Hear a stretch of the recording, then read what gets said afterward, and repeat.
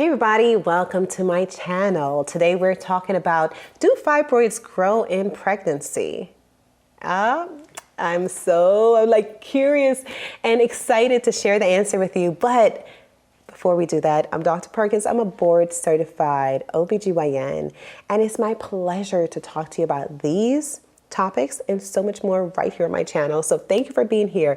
And so let's dive on in. By the end of this video, you will know how fibroids can be stimulated by our hormones like our estrogens and our progesterones. We'll talk about the variability in growth rates between person to person and female to female. We're all a little bit different, and those fibroids can be a little bit different too. We'll talk about the symptoms of growing fibroids, and I'm going to talk about a very different topic that we don't talk about often enough, but it's called fibroid degeneration. Also, if you hang around until the end of this video, I have a free gift that I'm so excited to share with you that will help you on your fibroid journey.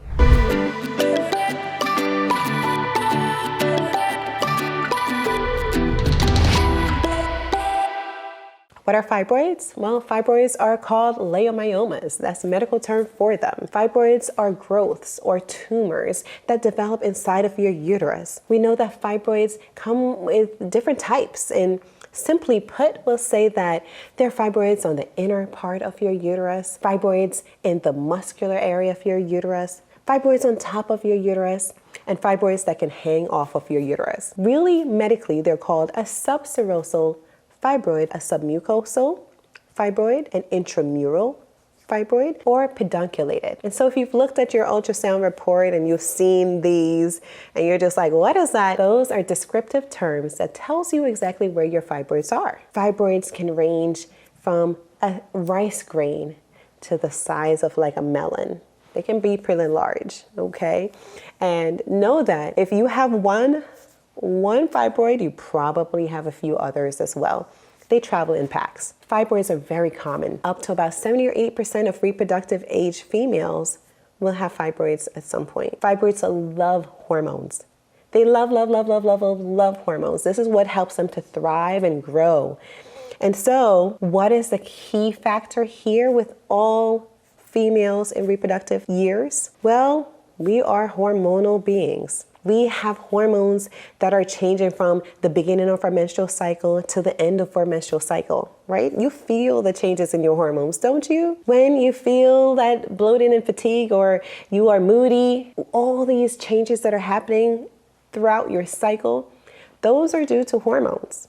When you gain 5 to 7 pounds overnight because your period is coming on, those are due to hormones. When we have breast soreness and tenderness, those are due to hormones. So we are hormonal. And during those hormonal years, those reproductive years from puberty to menopause, our hormones are changing so drastically that the likelihood of developing fibroids is quite high, and the likelihood that they'll grow is quite high as well. So let's talk about that a little bit more now.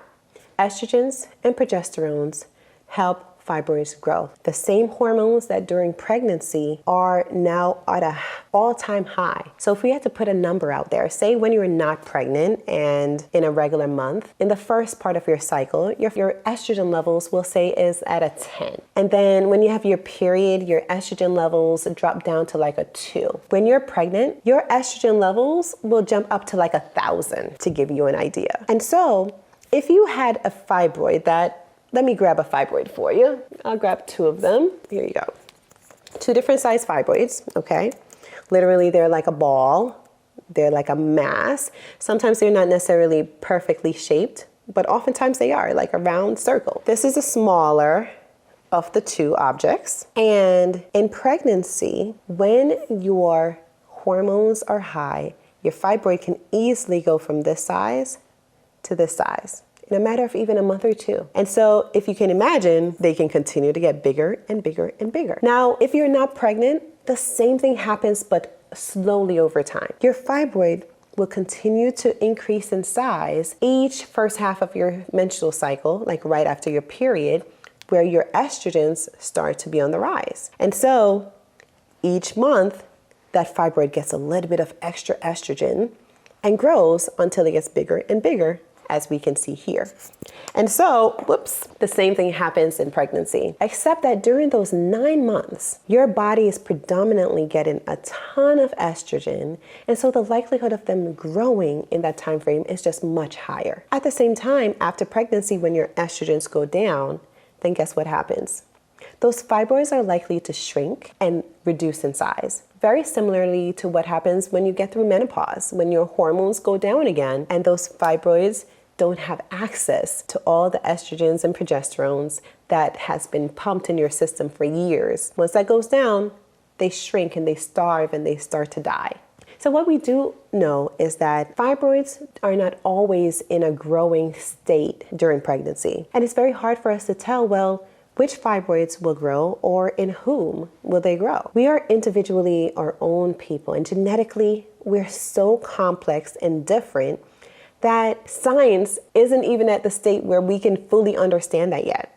But what we do know is that in some people, they grow pretty quickly, and in others, the fibroids may remain stable, but very seldomly, if ever, will they shrink during pregnancy. So what are signs that your fibroids might be growing? Well, you may have unusual pains during your pregnancy. You could even have bleeding that is just out of nowhere because those fibroids are abutting the area where your baby is growing and developing and has a lot of blood vessels that it could cause you to have some bleeding. More common symptoms would be having increased pressures and pain. And so if you were like me in pregnancy, while my baby was growing and growing and growing, you could almost see like a little, like a pouch or a bulge on my tummy. So you'd have a round belly, and then you look like I have like a top hat because my fibroid is pretty large. And so literally the fibroid would put so much pressure on my organs and my ribs that I had excruciating pain throughout pregnancy. And so depending on where your fibroids are located, similar things may happen to you as well. And now what I would recommend during your pregnancy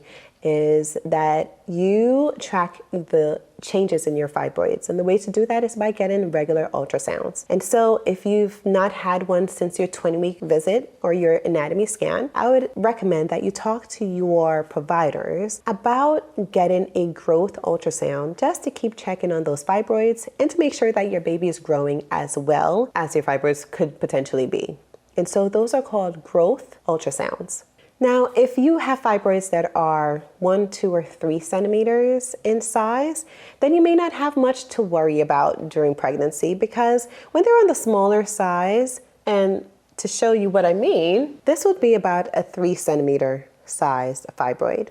And so oftentimes they can cause complications of pregnancy, like preventing your baby from turning in the right direction or your baby remaining breech. But more than likely, fibroids this size or smaller won't cause much of an issue or complication. Once they become much bigger, then we're having a different conversation, okay? What you should know is that breech presentation or baby being not head down, not in the right position, is one risk, but there are also other risks, such as the risk of needing a cesarean section, either because you're having abnormal bleeding or your baby's not in the right position, or it could be because you've been laboring during a labor process, meaning you're having contractions regularly, your cervix is starting to dilate and prepare for the delivery of your baby, but then the dilation stops. And so if that happens, that is a disruption to your labor process that can cause you to stall and not continue on to 10 centimeters as you need to be. And that can increase the likelihood of you needing a cesarean section as well. And so fibroids, especially larger ones, can cause complications as such. But I also want you to know that even though these risks are there are many, many, many women who go through the entire pregnancy and deliver vaginally, even with larger fibroids. Again, I am one of those. My fibroids are quite large, and we had a natural birth. And so the possibility is there. So I don't want you to just be fearful. I want you to understand the possible complications, but more importantly, have a great relationship with your OBGYN. Speak to them about all the things that you're feeling, problems that you may be having. And if you tend to forget once you're in our presence, write them down.